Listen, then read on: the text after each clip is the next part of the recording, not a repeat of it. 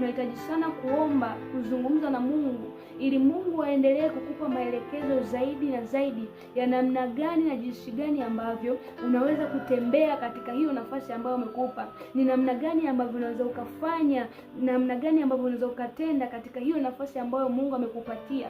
Mfano mzuri unaweza ukaona ni kwa Malkia Esther. Esther ambaye Mungu alimpa kibali na neema ya kuwa malkia kwa kipindi kile, lakini unaona kwamba kuna wakati kama ilifika Esther alijisahau na kile kibali ghafla kika kimeondoka, akawa kama mtu tena wa kawaida. Lakini ili Esther kuweza kurudisha tena ule mvuto na ile nafasi ya upendeleo ambayo kama imepewa na Mungu, ilibidi kwanza arudi tena katika maombi, na unaona kwamba baada ya kuomba kile kibali kwa Esther kikarudi tena.